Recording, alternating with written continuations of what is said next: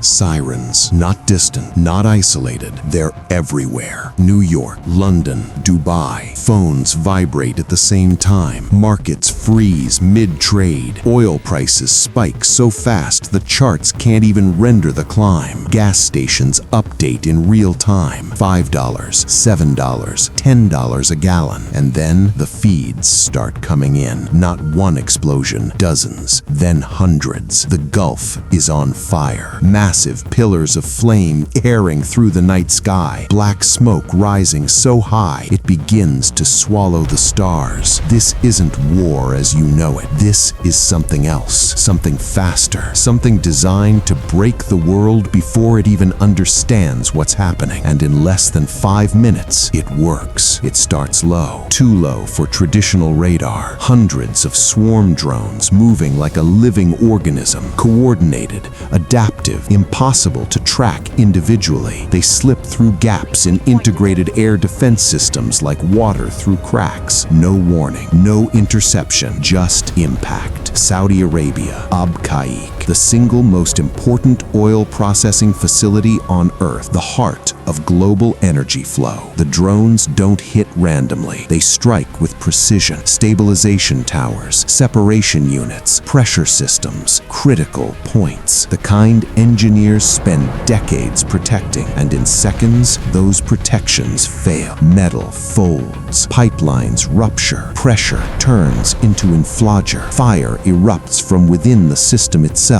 A $50 billion facility reduced to burning wreckage in under 5 minutes. The sky above Saudi Arabia turns black, not with clouds, with smoke thick enough to block out the sun. Then comes Qatar. But this time, it's faster, much faster. Hypersonic glide vehicles. No warning, no time to react. They don't fly, they skip across the atmosphere, changing direction, breaking prediction models, outrunning every interception system in place. Their target, Northfield, the largest natural gas reserve on the planet, the backbone of global LNG supply. They hit the liquefaction trains directly, massive structures designed to process gas at extreme precision collapse instantly. Shockwaves ripple through reinforced steel like it's paper. Fire ignites, and when gas burns at that scale, it doesn't flicker, it consumes.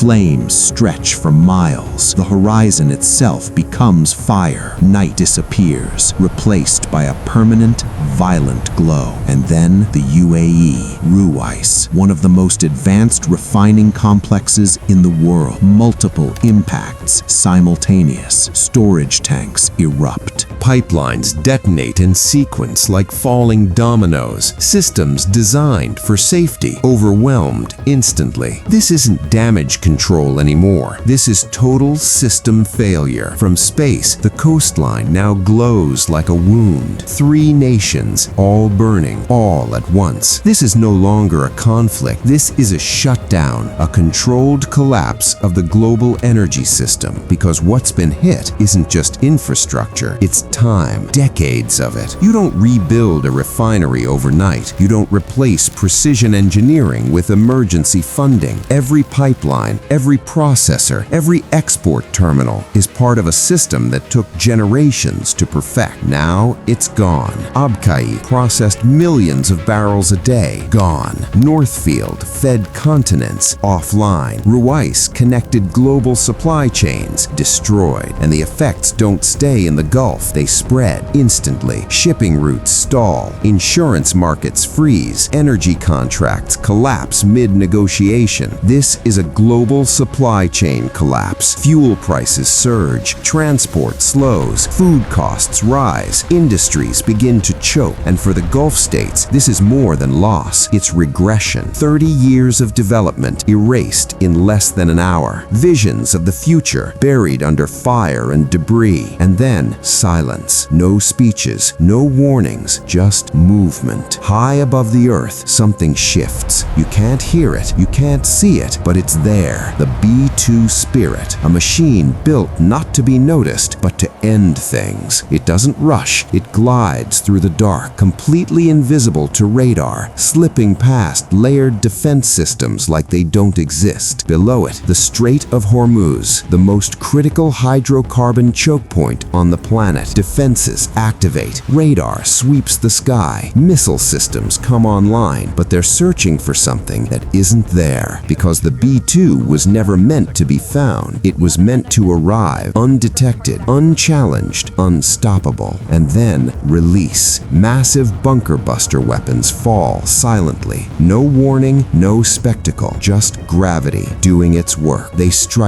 deep, not surface targets, not visible structures, but what's hidden beneath. Command centers, missile depots, underground networks built to survive war. The impact doesn't explode outward, it collapses inward. The earth itself gives way. Tunnels seal, bunkers implode. Entire sections of coastline vanish beneath their own weight. From above, it doesn't look like destruction. It looks like the map is changing. By morning, the fires are still burning, the smoke still rising, but the world has already shifted. Alliances that once competed now stand together because survival demands it. The Gulf is no longer just a region of wealth. It's now the most dangerous battlefield on Earth, a place where wars are fought without warning and won before they're understood. And the question now isn't what just happened, it's what comes next. Because if this is how wars are fought now, fast, invisible, system-breaking, then nowhere is safe. Not economies, not supply chains, not even superpowers. So, as the smoke rises over the Gulf and the world watches in silence, ask yourself, is this just the beginning or the moment everything finally changed?